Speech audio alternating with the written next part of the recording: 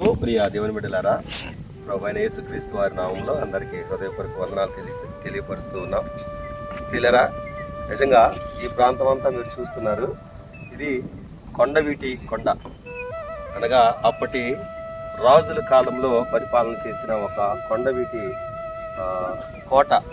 ఈ ప్రాంతము చాలా ప్రాధాన్యత లేకపోతే చాలా చరిత్ర కలిగిన ప్రాంతం. అయితే ఈ కొండను చూస్తుంటే ఒక వచనం గుర్తొస్తుంది. ఏంటంటే కీర్తనాకారుడు అంటాడు కదా, యెహోవా యందు నమ్మకించువారు కదలక నిత్యము నిలుచు సియోను కొండ వలె ఉందరు.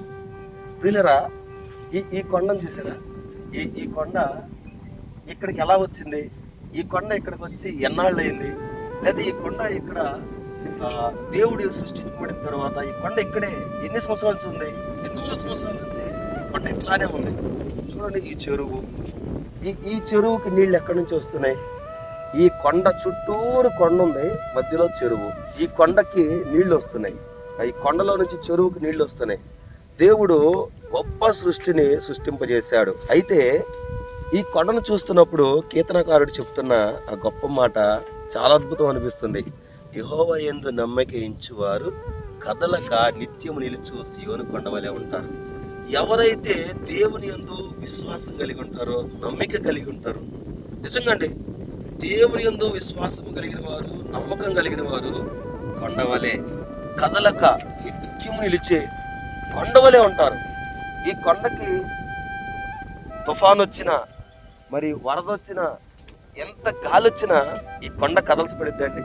కొండను ఎవరిని కదిలించగలుగుతారా? కదిలించలేరు కదా. ఈ కొండను చూస్తుంటే అనిపిస్తుంది, నిజంగా మనం కూడా ఎంత విశ్వాసం కలిగి ఉంటే ఎంత గొప్పగా ఉంటామండి. క్రీస్తులో అంత విశ్వాసం కలిగి ఉంటే మనం కూడా స్థిరంగా ఉంటాం. ఎంత పెద్ద వానైనా రాని, ఎంత పెద్ద గాలైనా రాని, ఎంత పెద్ద సమస్య అయినా రాని, ఎంత పెద్ద శోధనైనా రాని, నిజంగా అండి అసలు చాలా అద్భుతం అనిపిస్తుంది. ఈ ప్రాంతం ఇంత చక్కగా దేవుని యొక్క సృష్టిలో ఈ కొండను చూస్తున్నప్పుడు చాలా అద్భుతంగా, చాలా కృతజ్ఞత దేవునికి తెలియపరచాలనిపిస్తుంది. ఎందుకంటే ఈ కొండ మనకు నేర్పుతున్న ఒక అద్భుతమైన పాఠం.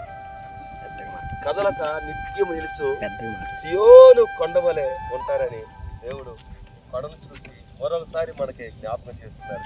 నిజంగా ఇలాంటి చక్కని అనుభవాలు దేవుడు మనకు అనుగ్రహించారు.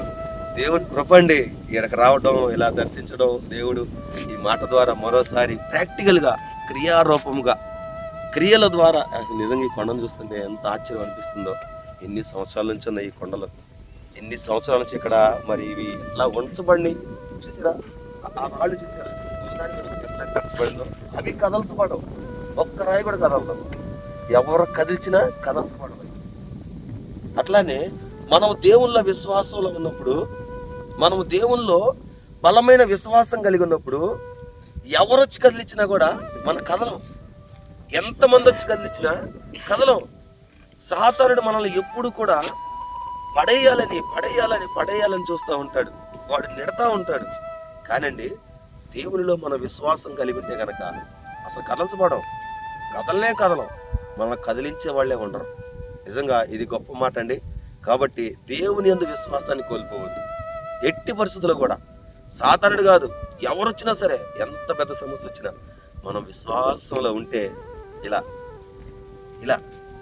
కదల్చబడకుండా, ఎవరు నెట్టినా కదలకుండా ఉండే కొండలాగా ఉండే గొప్ప అనుభవాన్ని కలిగి ఉండాలని, ప్రభువు మనకి అటువంటి సహాయం చేయాలని కోరుకుంటూ దేవుడు మనల్ని దీవించును గాక.